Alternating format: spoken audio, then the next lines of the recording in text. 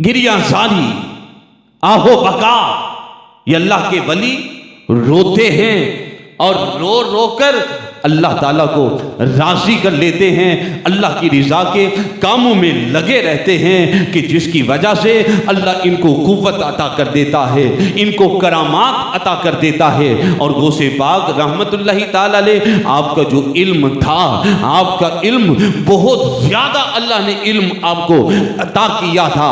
हज़रत अब्दुर्रहमान इब्ने जोज़ी रहमतुल्लाहि ताला अलैह बहुत बड़े आलिम गुजरे हैं, बहुत बड़े मुहद्दिस थे, बहुत सारी हदीसों की किताबें लिखी हैं। इनके एक शागिर्द थे और वो गौसे पाक के मुरीद थे। और मुरीद आया इब्ने जोज़ी रहमतुल्लाहि अलैह के पास, कहने लगा मेरे पीर साहब हैं और बड़ा अच्छा वो वाज़ो नसीहत करते हैं। 70 हज़ार का मजमा हुजूर गौसे पाक रज़ियल्लाहु ताला अन्हो के दरबार में होता था। और लोग कहते हैं कि उस वक्त ना तो कोई साउंड था, ना कोई स्पीकर थे, ना आवाज पहुंचाने का कोई आला था। और हुजूर गौसे पाक रज़ियल्लाहु ताला अन्हो आप जब वाज़ो नसीहत करते थे, 70,000 लोगों का मजमा आपके सामने होता था, तो जिस तरह आपकी आवाज पहले शख्स को आती थी, उसी तरह की आवाज सबसे आखिर में बैठने वाले को आया करती थी। यह आपकी करामत थी। और 1,000 उलमा आपका बयान सुनते थे, आपका वाज़ो नसीहत सुनते थे।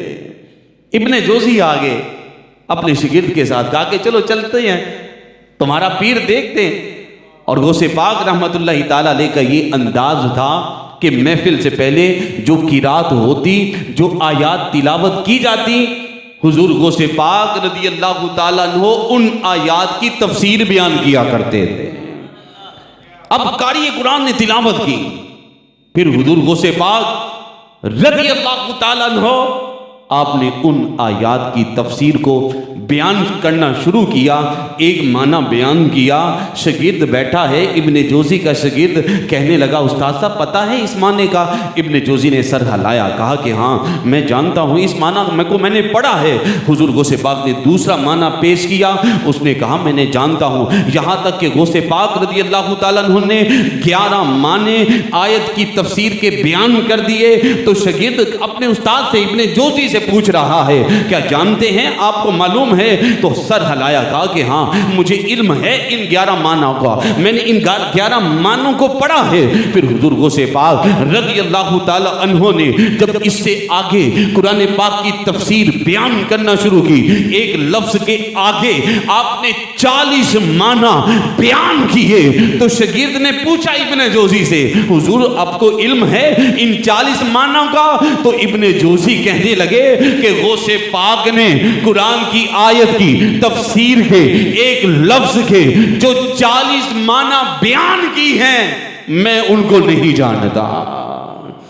एक लफ्ज के 40 माना बयान कर दिए। और फिर आपने 40 माना बयान किए, फरमाया ये तो काल है, आओ अब हाल की तरफ चलते हैं।